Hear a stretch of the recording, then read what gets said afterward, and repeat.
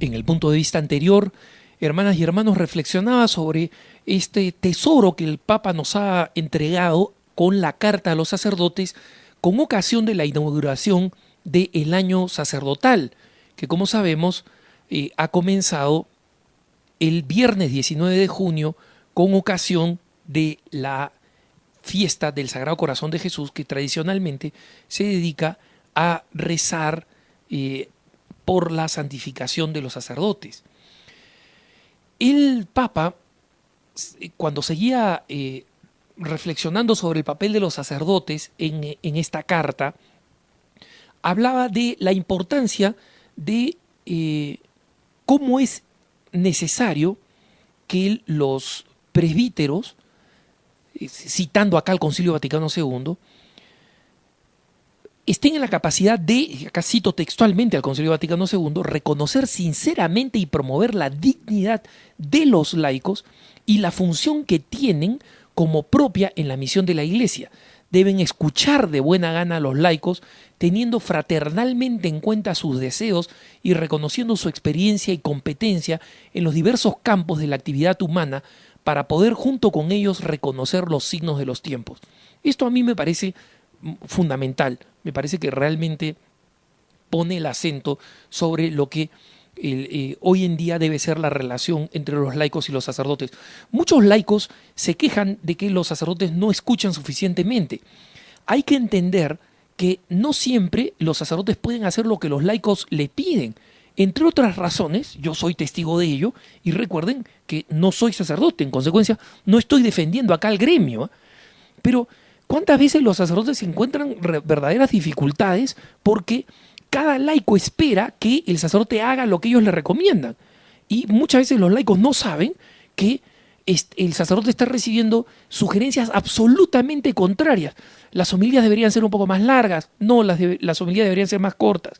Las homilías deberían ser, padre, más profundas. No, las homilías deberían ser más sencillas porque mis hijos no las entienden. Al final, cada uno tiene una sugerencia y yo les puedo decir a lo largo de mis años de cristiano, que no son pocos, con todas sus limitaciones, pero me refiero a que no soy joven, es decir, ya he visto una buena cantidad de cosas.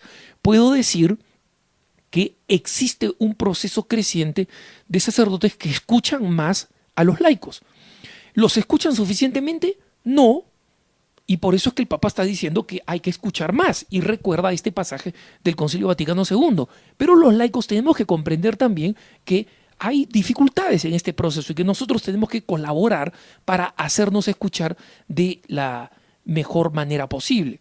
El Papa recuerda además que el sacerdote sigue siendo el que preside y lidera la comunidad parroquial, ¿no? A él le ha sido encomendado y que su primera misión es dar testimonio para santificar. La primera manera como un sacerdote gobierna, digamos así, la parroquia es a través del testimonio, de su propio testimonio. Y el Papa dice justamente que el santo cura de Ars, San Juan María de Vianney, este gran testigo de la fe que se hizo cargo de una parroquita de 230 almas que habían sido, digamos, como toda la zona, aplastadas por la Revolución Francesa y donde prácticamente no había mucho amor y mucho fervor y práctica de la fe, ¿no?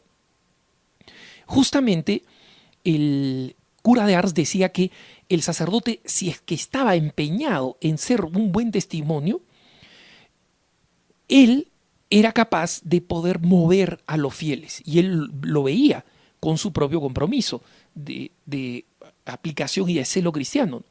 Y el Papa nos dice, San Juan María Vianney estaba convencido de que todo el fervor en la vida de un sacerdote dependía de la misa. Y acá cita San Juan María Vianney, dice, la causa de la relajación del sacerdote es que descuida la misa. Dios mío, qué pena el sacerdote que celebra como si estuviese haciendo algo ordinario. Siempre que celebraba, San Juan María Vianney tenía la costumbre de ofrecer también la propia vida como sacrificio. Y el Papa nos recuerda esta frase de San Juan María Vianney, ¿cuánto aprovecha a un sacerdote ofrecerse a Dios en sacrificio todas las mañanas? Y justamente esta entrega es la que hizo que el San Juan María Vianney lograra crear, el cura de Ars lograra crear un círculo virtuoso, como dice el Papa. Porque en Francia, en los tiempos del cura de Ars, el Papa nos recuerda que la confesión no era ni más fácil ni más frecuente que en nuestros días. Hoy es peor en Europa, en el sentido que lo que estaba pasando en esa época en Francia sigue pasando y pasa, mejor dicho, en otros países de antigua tradición católica, Bélgica, España, Portugal, Italia. Pero en Francia no era muy distinta. Y él, sin embargo, logró crear un círculo virtuoso donde la gente comenzó a acostumbrarse y a valorar el tesoro de la confesión. Al punto tal que cualquiera que lee las biografías del cura de Ars sabe que la vida del cura de Ars terminó agotado, o sea, realmente murió de agotamiento por confesar. Y el Papa nos recuerda, al final una muchedumbre cada vez mayor de penitentes provenientes de toda Francia lo retenía en el confesionario hasta 16 horas al día, hermanos y hermanos, para los quejones, ¿no? 16 horas al día. Y en esa época se decía, Ars se ha convertido en el gran hospital de las almas de Francia, ¿no? Y justamente el Papa dice, los sacerdotes podemos aprender del santo cura de Ars no solo una confianza infinita en el sacramento de la penitencia que nos impulse a ponerlo en el centro de nuestras preocupaciones pastorales. Qué importante, hermanos, que los sacerdotes confiesen, qué importante que los fieles le digamos a los sacerdotes que necesitamos que nos confiesen, ¿no?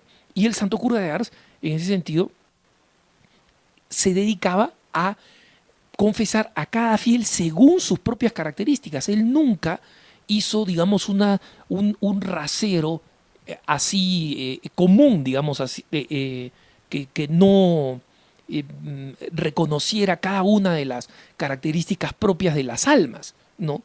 Sino que a aquellos que tenían un profundo arrepentimiento los acogía, a quienes tenían una actitud de total abandono, a veces les llamaba la atención con extrema fuerza, porque además con su santidad había desarrollado esta virtud de la cardionosis, es decir, del conocimiento de los corazones, sabía lo que había en los corazones, ¿no? Y a veces le decía a la gente, como el padre Pío de Pietrelcina, oye, te has olvidado de confesar este pecado, ¿no? Pero el cura de Ars consiguió cambiar el corazón y la vida de muchas personas, y el Papa dice, nosotros también tenemos que hacer esto hoy en día. Y dice el Papa citando al cura de Ars, la mayor desgracia para nosotros los párrocos es que el alma se endurezca, el alma de los fieles y el alma del sacerdote.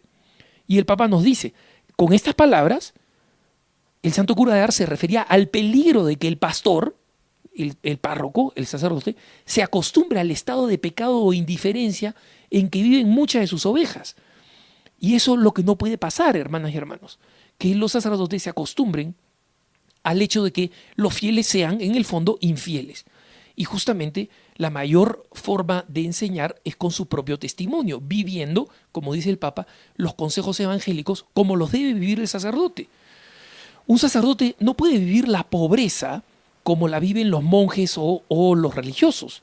Él tiene que administrar dinero, pero tiene que administrarlo con el desprendimiento con que lo administraba el cura de Ars. Además, también tiene que vivir la castidad, como nos dice el Papa, una castidad que conviene a quien debe tocar habitualmente con sus manos la Eucaristía. Y justamente nos recuerda que lo que el pueblo decía del cura de Ars es que la castidad brillaba en su mirada, y los fieles se daban cuenta cuando clavaba la mirada en el sagrario con los ojos de un enamorado, y como también se da cuenta de cómo miran los sacerdotes la Sagrada Eucaristía, ¿no? Y cómo tiene que ser un testimonio. Y la obediencia de San Juan María Vianney también fue ejemplar. Él quiso retirarse y le pidió al obispo permiso para llorar su pobreza y apartarse en soledad para prepararse para la muerte.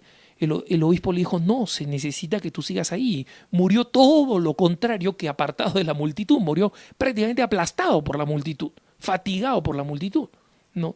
Y esto le llevó al cura de Ars a decir, no hay dos maneras buenas de servir a Dios, hay una sola, servirlo como Él quiere ser servido. Esto, ¿qué tal golpe para los caprichositos, ¿no? No, yo sí quiero servir al Señor, pero bajo estas y estas condiciones. Ese no es el servicio, ¿no? Y precisamente él dice que existe la necesidad de que el sacerdote viva esta realidad. El Papa termina recordando este misterio de que San Juan María Vianney murió un año después de las apariciones de Lourdes. Y como hoy celebramos el 150 aniversario, un año después de haber concluido las celebraciones del 150 aniversario de la Virgen de Lourdes. Y por eso que el Papa concluye con estas palabras: confío este año sacerdotal a la Santísima Virgen María, pidiéndole que suscite en cada presbítero un generoso y renovado impulso de los ideales de total donación a Cristo y a la Iglesia que inspiraron el pensamiento y la tarea del santo cura de Ars. Oremos pues este año con mayor pasión, con más pasión que nunca por nuestros sacerdotes, hermanos.